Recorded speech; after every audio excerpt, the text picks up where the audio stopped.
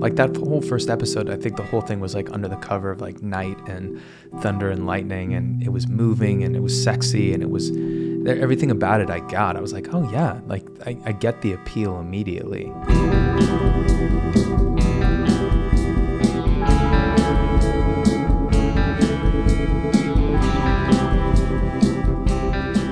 Welcome to the House of Halliwell. I am Drew Fuller. I'm Holly. I played his mommy. You did play my mommy. And then there's Brian, Daddy AF. Brian Krause, kind of father. Kind of father? I get it. I don't know. You were an absentee father, if we're going to be honest about it. I guess that was kind of the issue the whole time, huh? Yeah, daddy issues. Guys, so thank you so much for kind of going down this rabbit hole with me. Sure. Anytime. Yeah. Really anytime? It's just taken all the time. Never ready. Really, ready. Truly, they are never ready. This is going to be super annoying for people who don't understand our shorthand language. They'll get it. I mean, we only have 200 more of these to go, so at some point that's not daunting whatsoever. I know. No, it's fine. But this is really an iteration of, or a continuation of something that we have been discussing for a long time about trying to bring original content to the fans without doing a reboot. And obviously things like that have been discussed. And obviously there was actually a reboot, not with the original cast, but it seems that you guys, the fans, have been wanting the original crew cast people to kind of give you more content. And so I was brainstorming one day and just had this idea of like, let's dive back in from the very beginning and do the deepest of deep dives into these behind the scenes stories and excavate all the detail. We're just hanging out. Yeah, we're just hanging out, but we really wanted to kind of dive in and give you guys something special and different. And yeah, it's exciting. I'm excited. So thank you both for being here because I love you guys so much. And traveling the world with you for the last 10 years doing different conventions and stuff has definitely set the bar for you guys to be comedic geniuses. Oh. And yeah. Well, you've taught to us continue. Well, it has been life-changing since the show, in the adaptation of Comic-Cons and being able to travel around the world and us being able to continue a relationship after all these years is pretty incredible. I think for us to share it with the fans and with each other and how life has just grown, it's a big piece of my life, that's for sure. Makes me feel like it's all my family. So thank you and Holly and Pepe and all the fans. It's been amazing. I honestly think we're closer now than we were even back then. I don't even think I knew you guys then. Truly, that's how I feel. Oh Lord! Well, we definitely got. Now I can call you at 3 a.m. and be like, "Hey." Oh no. No, but it's true. I mean, like we went to Saudi Arabia together. We've been to. It feels like every single random city across the country together. Far-flung regions of the world for sure. Really kind of dipped our toes into random bars and across the globe. Okay, guys, do we just dive right in? Oh, if we have to. Do you have a pop quiz for me? Because I'm afraid. I do. Listen, disclaimer, this was 20 some odd years ago. So there may be some things I do not discrepancies. Recall. Fifth Amendment, all the things. Sure. So if I ask, like, did anyone date Andy Trudeau in real life? Do we? Absolutely not. He's a saint. Only his wife. Oh, okay. That part I do remember. Okay. See, these are good. I remember strange things like locations and props. What was the cat's name? Kit. Kitty. Cat. Who closed the door on the first ep? Really me, but she made it look like it was her. Who's she? That was my foot that I tapped it. So I think it was Shannon, actually. I claim it. Yeah, well, I helped her out. There was an assist. And what was the name of the first episode? Something Wicked This Way Comes. Yeah, and do you know what that's a play on? Yes, I do. Which is? Something Wicked This Way Comes. Which is? Fuck. Yep. You know what? If I knew. It's a Raymond Bradbury book. I know. I had to look it up. If I knew you were going to like Wikipedia, Google all Oh, the yeah. nuances, I will be ready for you next time. Listen, that's how I'm coming every up. So basically, episode 1, Something Wicca This Way Comes, is directed by John Kretschmer. It aired October 7th, 1998. I was 18 years old, just for the audience who's keeping track. So were you tell 17 me, or 18? Decide. No. In October, I was 18. No. Yeah. Wait. Yeah. I was Say 18. 98. Yeah, 98. Yeah. What were you? Mm-hmm. You were there, Bri. Yeah, BK, you were there. I was in my 20s. Stay Heyo. with me. So HMC, Barely. diving right in, what was the audition process like for you? Rough. Was it? Rough. Yeah, I had got the script, and I was in the process of auditioning. Shannon and I were friends, and I noticed Shannon Doherty? that's the one. Okay, I just checking. noticed that she had this same charm script in the back seat of her car on the floor, like kind of like she had ran her seat back and forth across it a couple times. And I was like, "Did you get this? Did you read this?" And she goes, "No, it's a spelling show." And I was like, "Yes, but if they sent it to you, then they would like you to do it. So maybe you should read it because it's a good one. It's a good one. I think you'll like it." So we go through, she had her meeting with Aaron. They sort of patched up their things. And then we had this weird sort of process that has never happened to me before or since, where we kind of got down to the wire. I should say I did, like 3 or 4 auditions later. And Shannon and I both went to Aaron and said, we're this old right now, and we can actually play the oldest sister and the middle sister instead of the middle and the youngest. So he had sort of seen Shannon as Piper and me as Phoebe, which is all sorts of wrong. And he had another actress in mind for the oldest sister. Do we know her? We do, and we're not naming the names. Why can't we name names? This is where we spill all the tea. Later. And literally, so we had to like show him our driver's license to convince him that we were old enough. And we're still not going to tell us the age. No. Okay. No. Hey, No, Google. no. How old was Holland Marie Siri? Combs in October Hey, Siri. 1998? Anyway, so because obviously, like Shannon was born to play Prue, and I was a far better Piper than Phoebe. So he trusted us with that information and those fake ideas. No, they were real. And he decided on a younger third sister. And it was the first time, he said, in his history of, casting a show where he went to the network and he said, "This is my cast." Wow. And they were like, "Well, we appreciate that, Mr. Spelling, but no, it is not." And so they basically gave him 2 out of the 3. And they wanted to reserve the right to cast the third sister. So they did. Okay. And then she didn't work out. So was he responsible for casting Alyssa? Yes. That was his call? Yep, because she had just done Fantasy Island with him. Oh, wow. Yeah. Mel, was she a Mel?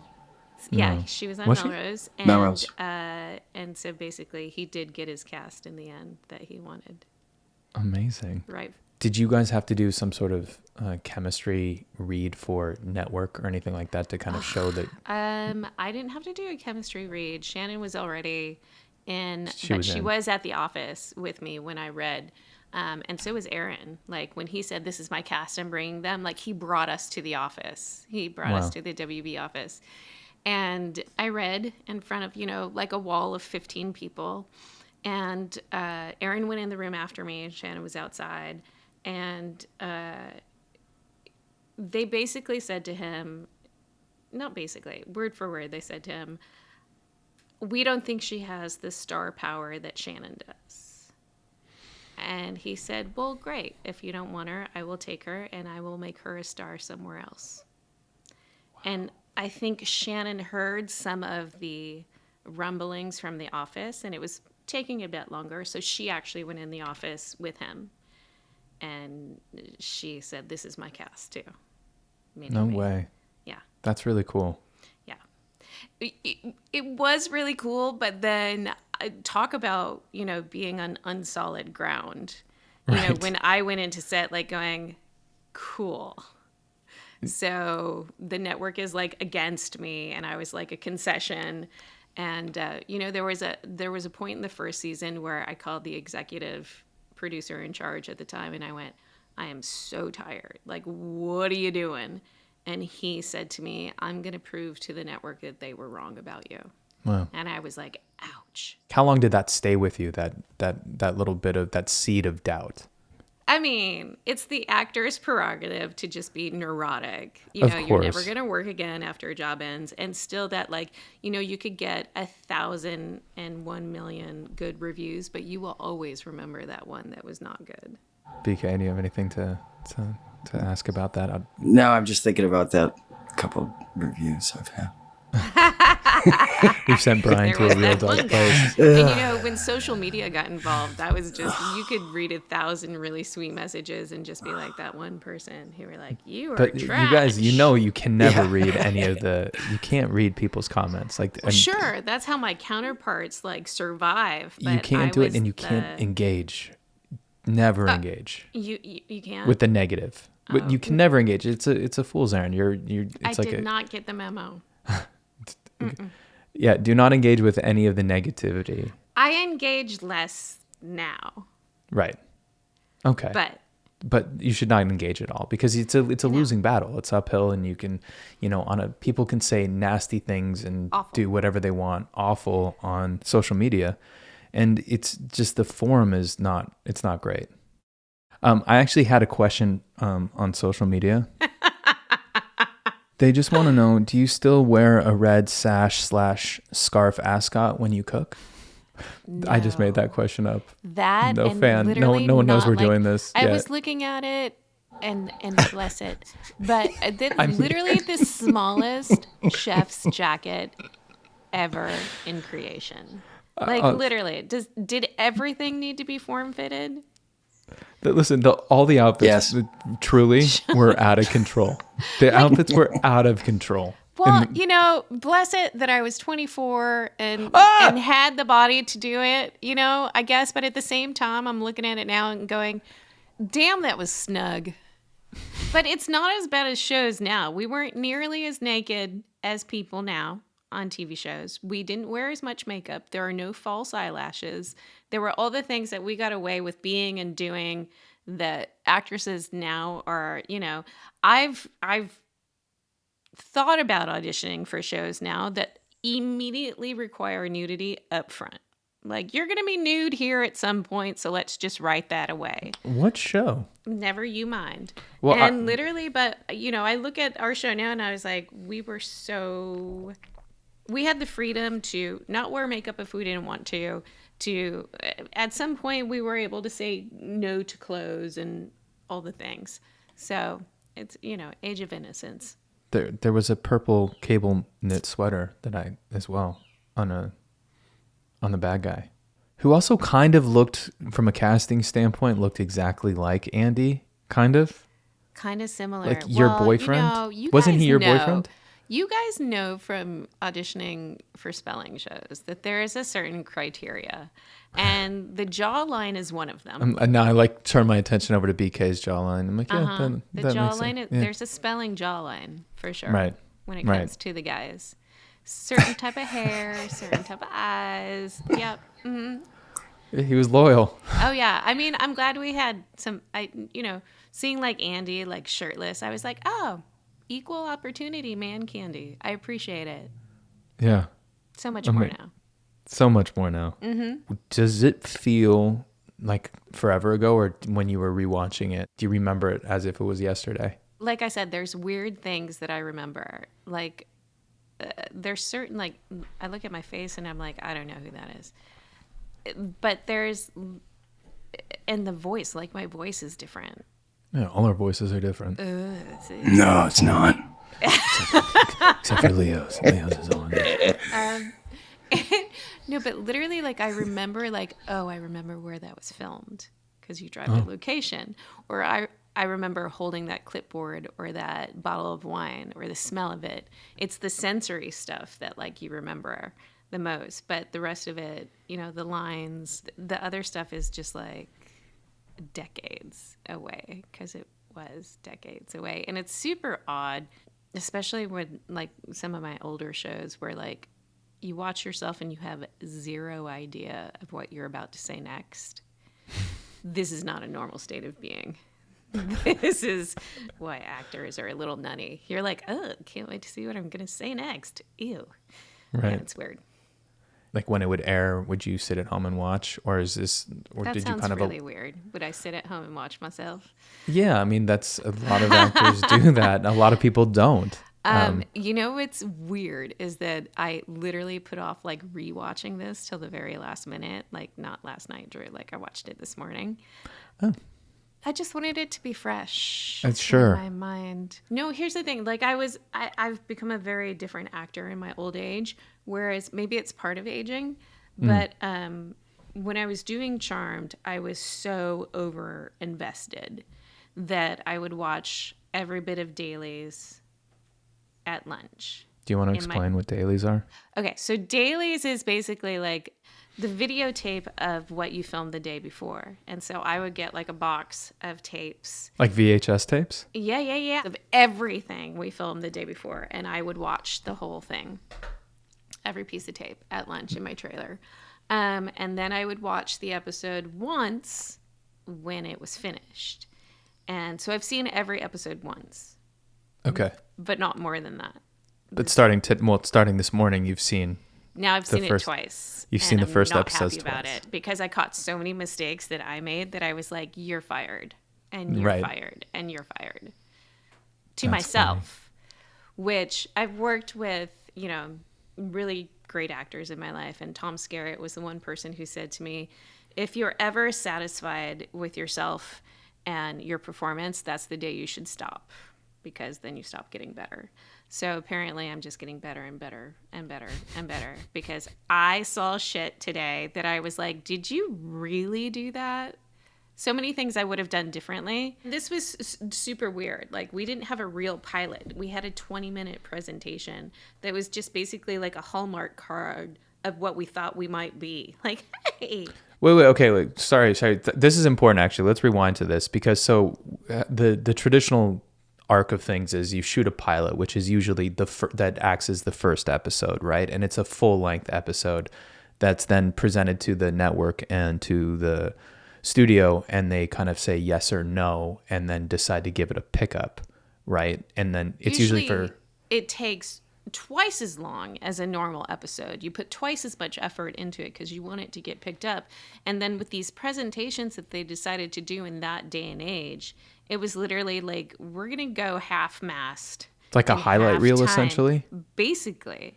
Okay, so they shoot a highlight reel. This is what it should look like. Right. This is what weird. It might be like. You're right, because pilot episodes usually cost double what a normal standard episode costs, right? And so we got paid double, except no, not for presentations. See how it all works out for the producers and the networks that way, that we're like, we're just going to do this presentation. And then if it gets picked up, then you do the rest of it, and then you do episode 2.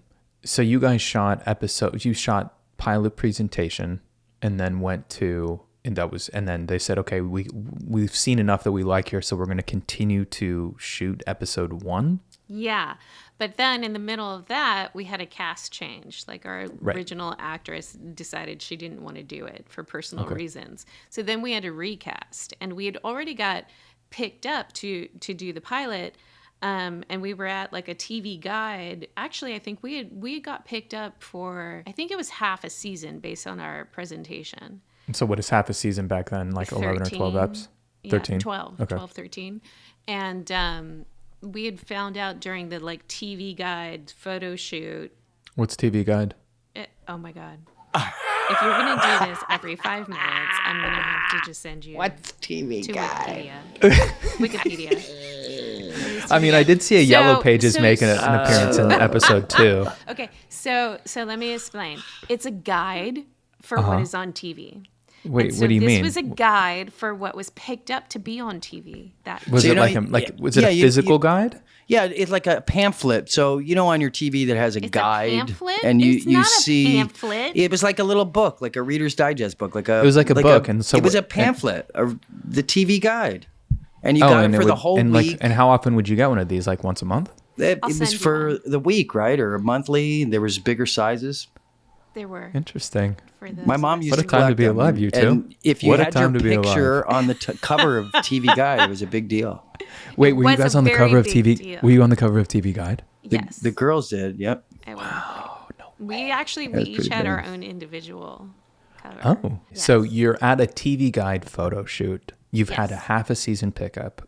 What happens next? We find out that our youngest sister is not coming. So we do the photo shoot with us on either side because, again, there was not Photoshop in the olden days. And we leave space in the middle for whoever is going to become our new sister. Whoa. Okay. Yeah. And did you do the fake arm around move? No, it's out there. We both did like a hand on the hips thing. Oh. Yeah. We really do need to see this. Yeah. Like immediately. Maybe I should Google it. No, I think it's okay. Okay. So you do that, and then how long did you have to wait before the Phoebe was cast? It was real quick. It was real quick because Aaron chose Alyssa, who had been doing an episode of the Fantasy Island reboot for him. Basically, I think the week before. So she was in Hawaii and cast. And the network just said yes, because I think they were done arguing with us at that point. They were like, amazing. Yes. And so how much you said, how much did you actually have to reshoot? Like how much had been in the can up to that point?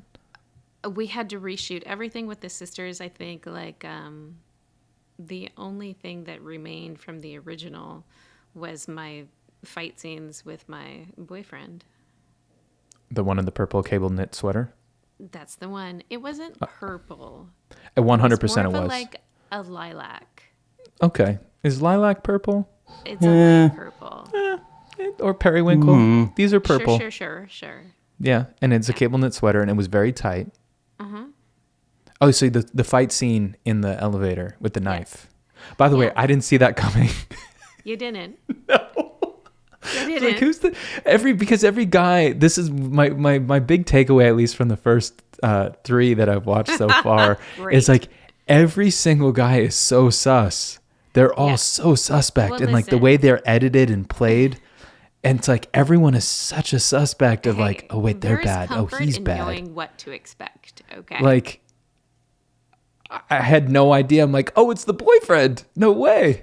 Okay. On a very special dateline, yes, it is always. It's always the boyfriend, but it also could have been the preacher, the pastor. Wait, I wrote down he had this gnarly line that was so hey man, that was real intense. He's so. Oh no, witches burn him at the stake. It was the witches burn him at the stake, and I was that's something like don't let them live, basically. Yeah. Cool. How did you feel about this genre? I mean, it's one thing to work with, the girls and knowing what you're going into, but just attacking that genre itself. Mm. There was some backlash. There were people, in those days, in the olden days, Drew, there was only Do we want to refer to him as Golden? Golden. All right. The golden days? There was actual fan mail that was delivered to your trailer door. And there were some people who felt we were too authentic and that we were spreading bad juju.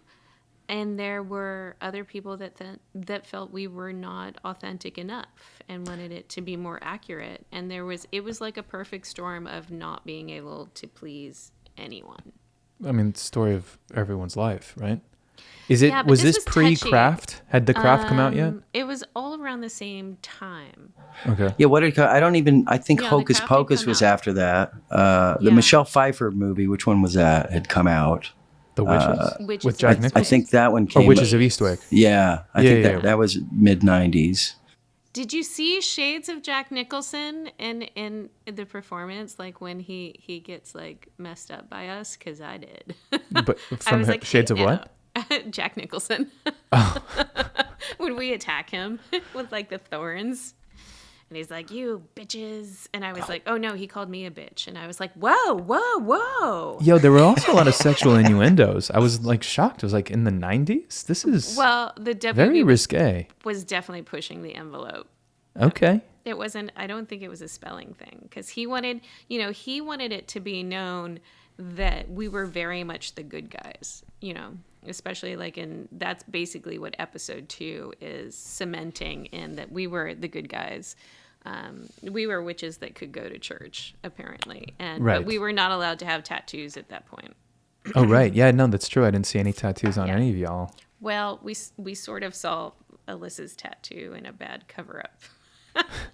Which one was Alyssa's one that the shoulder that she tattoo. had? Yeah. Oh, the shoulder tattoo. Yeah, you can see it. Maybe it's just me. Speaking of the witchcraft, what was it like that first time you guys cast that spell? Was it weird? Like, I know there was like a lot of leaning into it ultimately. We just had to sell it. It wasn't easy, and I think that people underestimate like how hard that is to make believable, especially when you don't know what the special effects are going to look like. You have to use your imagination, and you have to not be afraid of making a fool of yourself.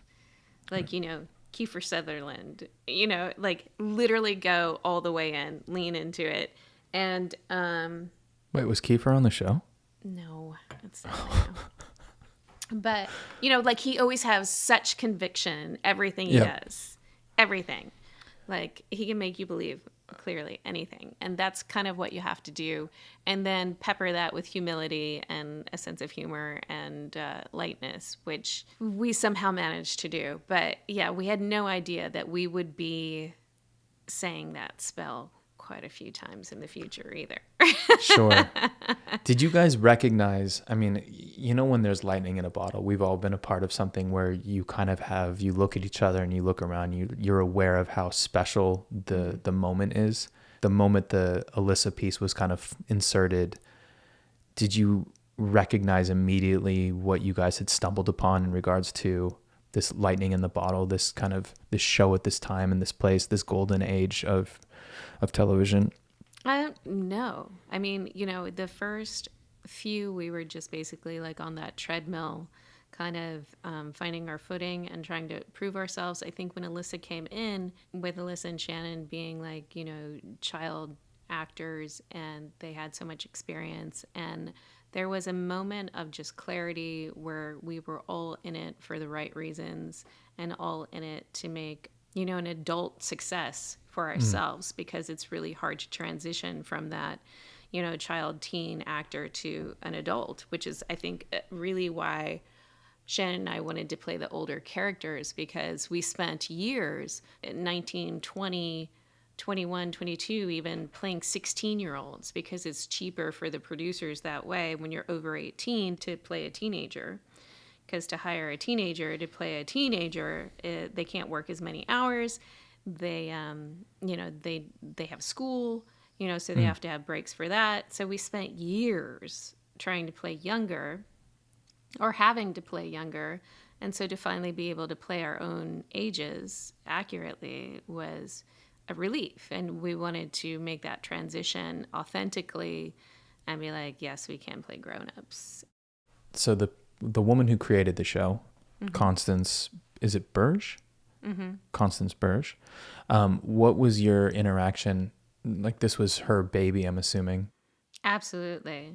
What was your experience in regards to talking to her, and like how much input did she have, and did you guys have a lot of interaction, and did she kind of inform you about like what she saw with these characters and where she saw the show going, etc.? Yeah, well, she actually based the show and the characters on her sisters.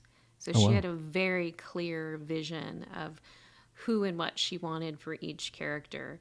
And she was very invested. And, she had a few conversations with me of, no, this character is like this. And this character, this person is like this. And because she had based it on real people, which is, you write what you know, and then there's a degree of authenticity to it that is important, because they were all different. They needed to be different. And that was another thing that Aaron was a great proponent of from his success with Charlie's Angels is you give the audience somebody to relate to, and they all need to be different. And that way, you know, they're all individuals, even if they're related. So part of that process, even with him, is you don't change your hair for like the first 6 episodes at all. You don't put it up, you don't put it down, you keep it the same, because he felt like people got familiar with a person's identity, their physical appearance. And so it was kind of like cemented in their brain that this is this character, this is the one I like, this one's different, but I like this one more. And he wanted to make sure there was that diversity. And Connie was the same way with their personalities. And I think, you know, we were, all 3 of us, and Rose included later, inherently just born to do those people, because there are elements of all of us in them, you know, and it just sort of melded together after time.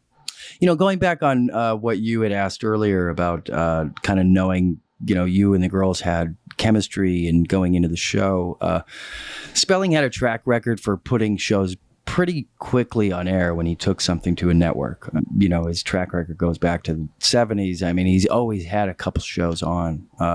Did you guys feel a confidence knowing that, you know, so many actors have done so many pilots? I mean, you look at Matthew Perry, apparently has the record of doing like 1 million pilots before Friends hit.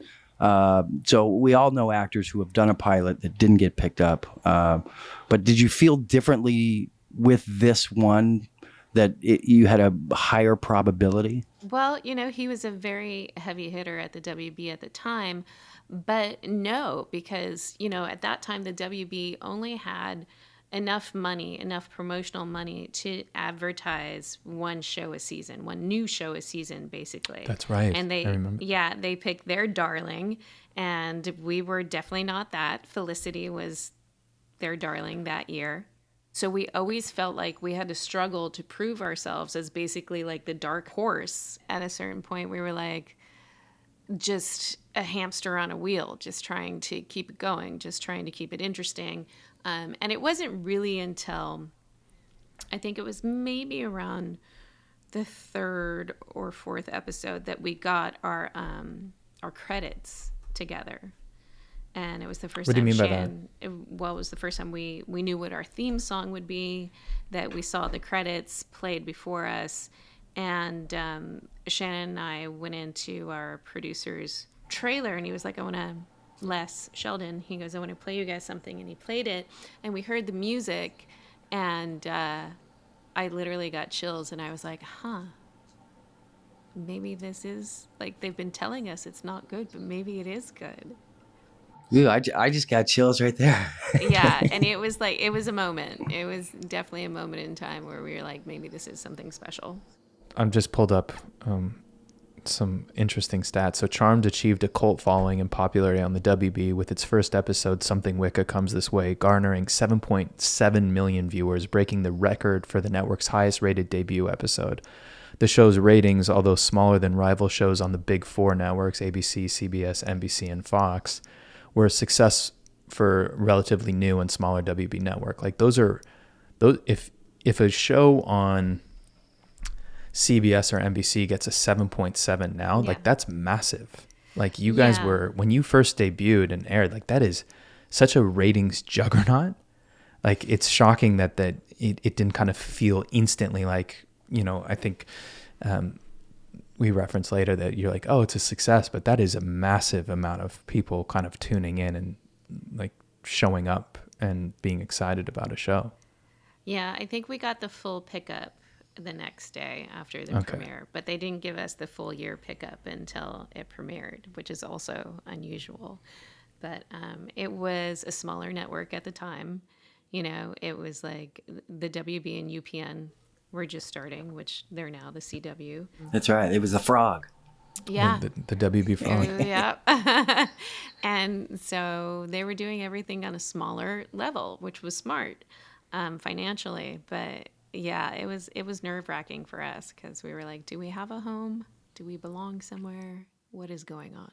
Watching these episodes for the first time, you can tell it. Like I got it immediately. Again, there was a look and a vibe and a subject matter that was so different from anything else that was on TV. It was just, it was fun, but it was also cool and had like an edge to it. Well, yeah, a lot of that, the edgy stuff was in the script where I was like, are we allowed to do this sort of violence yet? And there were a lot of standards and practices in that time where they would say, you can't point a gun directly at somebody's head, you can't show blood. We had a lot of parameters to sort of dance around at the time. And then, you know, we had Tom Del Ruth, who was the DP extraordinaire from ER, and he just made it dark and moody, and he made it move, you know, with steady cams in a way that cool. It looked so cool. Like that whole first episode, I think the whole thing was like under the cover of like night and thunder and lightning, and it was moving and it was sexy, and it was everything about it. I was like, oh yeah, like I get the appeal immediately. Yeah, it was fluid, and it was moving the story along, and that's all camera moves, and that's all editing. And it opens with a murder. Like a show opening with like a murder is such a gutsy move. It's so cool. At that time it was, for sure. Did you get to use her a lot as a like a soundboard in regards to trying to find the voice of your character in the show? She was 100% a sounding board, and you know, she had very clear ideas of who should be who.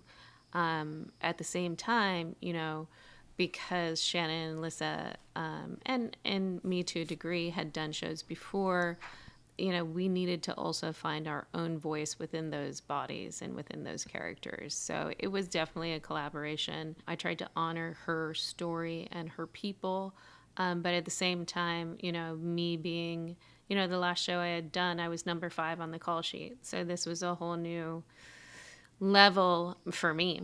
What was the show? Just for the fans that don't know. Picket Fences. How long were you on that show for? 4 years. 4 years. Mm-hmm. Interesting. Yeah, a really great training ground for me. Really Picket Fences was? Oh yeah, that was what you worked with Tom Skerritt. Mm-hmm. That was my base, and they taught me how to treat a crew, and they taught me how to get through a day. And they taught me how to be real. But, you know, Piper was a very different character for me. And she was super high-strung and super panicky all the time. So she was all in all the time. Right. I mean, BK, again, anything else you want to ask about Something WICCA This Way Comes? You know, it's interesting, though, being around. As an actor in Hollywood, you would know that this pilot was being shot at that time. Like fair enough. Actors were aware of who was getting cast in this. Because and there was a pilot there was a season. Murmur about it. There was actually a season. There was a season for pilots. You know, there used to be a season for pilots. That's true. No such thing. But knowing the girls were going to be put together, and after having learned that, I think as an audience, it was like, oh, this is exciting. I think just through casting alone, putting Shannon, Alyssa, and yourself together, I think, you know, it's like it already has energy, and it was must see TV at the time. For sure. And I guess my question is, did you 3 feel that, obviously you kind of touched on that before, of a pressure of performing together, or was it just, were you already all friends, where just kind of like, oh, great, we're doing this, let's put it up? No, there was 100% camaraderie in the beginning, that we all had a common goal to make it good. And I think you can see that. And they both stepped out of the bounds of what they had done and portrayed before. And you see a lightness to Shannon that's there. And you see a seriousness to Alyssa that was not there before. And I think it brought out elements of them which really helped their characters and helped them go forward as actresses. You got to see different elements of them. That is awesome. Yeah. I feel like at that time I was just juggling a lot of balls in the air. Like, a lot literally. of balls. Whoa. Yeah. And it kind of, all the puns intended. And I kind of like, you know, was just literally striving to make it work, as Piper was as well. So you killed it. Again, watching it, I had so much, there was a lot of joy kind of watching young iterations of both of you. Just, I'm like, oh my God. It's an origin story for me. Basically, I'm getting prequel right now. The middle child trying to keep it together was real. Still trying to keep it together. Yeah. What a time. What a time. What a time to be alive. What a time. I guess we can talk real quickly about the effects. I thought that was pretty cool. There was a couple, like, as we're establishing your powers, like each of you guys, the freeze thing, which was really cool. And so we talked about really cool. It's a cool power. It was not really cool. No. And what had happened was, okay, educate us, please. They didn't tell me in that moment that was going to be my motion for the rest of time. So they didn't tell me that when you do this with your hands, you're going to be, stop it. That is not what it is at all. Guys, I want everyone to watch that in slow motion. That's not what it is. Yeah, it's almost. First of all, you're going backwards. Yeah, you went backwards. No, you go forwards. Okay, tell us more. You need to rewatch the rewatch again. I can't watch it again. I've watched it enough. I've watched it as much now as any fan. No, it's. Well, you've talked about it enough. I can't wait to watch it. Oh my God, Brian, you are fired again. BK, you're fired. No, but the special effects, I thought that was pretty cool about when Shannon and Alyssa were in the pharmacy. Yes. And, Phoebe starts that was just literally a bunch of grips, like knocking stuff off the shelves. Oh, okay. Well, that was cool. What about the cappuccino, the coffee, and the milk and the creamer? I wasn't there for that one, so I can't tell you. Who was in that scene? Oh, it's Phoebe. How many times have you watched Jaws? 20. Like at least 10? Why? What's the Jaws reference? I'm just saying. It's another classic, clearly. Oh, yeah. Hey, BK, how many times have you watched Something Wicked Comes This Way? Okay, moving on. 17. 0.5. Do we need to say anything about this episode? I watched it when it was on television. Yeah, in the 90s? Yeah. Hey, so I think we covered a bunch. Do we have anything else that we need to cover? Ultimately, basically, we should wrap up exactly what happens in the episode. So, BK, I want you to know how they got their powers, because this is like... Okay, educate me. Yeah. So, there's some glowing light out of a trunk, and then Phoebe goes into the trunk, and then she pulls out a book, and she reads something out of the book, and she basically bestows... This whole thing is Phoebe's fault. She bestows all the powers on you guys. It is. It's basically an accident. And that's it. Right? It was planted, right? The door was left open. Right. I feel like Leo was there. This is what I said earlier. No, Leo, it was not even Leo at this point. Leo was into the attic. I unlocked the door. I orb out. Boom. Gone. And that is the episode. You guys vanquished this guy who's been Jeremy with a purple cable knit sweater. We don't need to go in there again. Sure? But Holly's boyfriend, shocker. You pick him. Hey, you know how to pick him, Piper. Yeah, Piper got a picker. Piper the picker. Piper's picker is broken. Piper's picker is fucking broken. Not working. By the way, that's the tag for the episode. Piper's picker is broken. Say that fast. Gross. And yeah, you the guy you picked, the guy you're sleeping with. Yeah. The journalist. Yeah. Yeah. The bad fortune cookies. He's a bad journalist. Did you guys have bad lunch demon. on set? Did you hang out a little? Yeah, did you make out with that guy? What was his name? Get to know each other before, Hey, did you make out with him? I want honest answer right now. Honestly, you Yeah, two? honestly. What was that guy's name? Hold on. Wait. Eric. His name was Eric. All right. So, Eric. real fast, Holly, did you make out with Eric on or off screen? Truth or dare? This is not a part of the episode. Oh my God, that's a fucking yes, y'all. No, I'm fairly certain I was engaged. If I wasn't engaged on the show, I was married. Right. Which time? Any season. She made out with him, straight up. I did not. You promise? Why are you blushing? Well, because I love it. I want the fucking tea spilled. Was there a little bit of art imitating life is all? Absolutely not. I was engaged. Okay, so you made out with Eric. I did not. You didn't? Nope. Did Alyssa make out with Eric? Not that I know of. No, she was engaged at the time too. Oh God, who was she engaged to? St. John. Oh right. Was Shannon engaged as well? No. Did Shannon make out with Eric? I think she was actually to Rob. To whom? Who the fuck were you guys all engaged to? We were busy, okay? Yeah, Listen, man, it was a busy time of marriage and babies. That was the late 90s. That was people having babies and getting married. Not babies. That was Hollywood time for all those 20-something. You were having babies. I had. Wait, was she engaged to Ashley Hamilton? Was that time? No, that was much before that. Okay. Well, damn, I'm gonna have to Google this. Oh no. Okay. Well, did anyone make out with Roja? No. Okay. No. That wasn't a definitive no either, everyone. No. Okay. No. Well, I think that concludes episode 1 of Something Wicca This Way Comes. Thank you so much for watching, listening, tuning in. Make sure you subscribe to the channel. You're going to get gold like this on a weekly basis, and we're going to find out who and what Holly made out with each week. Wow. That's going to be a reoccurring segment for sure. Okay. So this was not necessarily gold, but we're going to get better at it. Yeah. It's a work in progress. Like, we can't start out at 100 because then, like, where do we go? Like a solid 90 though? Do you give us a 90? Like, what's our letter grade? Okay, I was in the episode, so you guys have to grade the episode. Oh, the episode itself? Oh, they grade the episode itself. I'd say an 8. Solid. I give it an 8 too. Almost a 9. And I'll tell you why. Look, again, there was nothing like it on TV. Your guys' dynamic was really fun.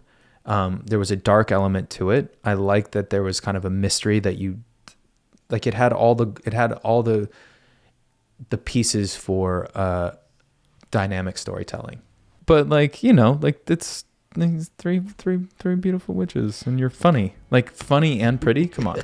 And that's our story, and we're sticking to it. Thank you so much for listening and putting up with us. And we're gonna get better at this. You watch, folks.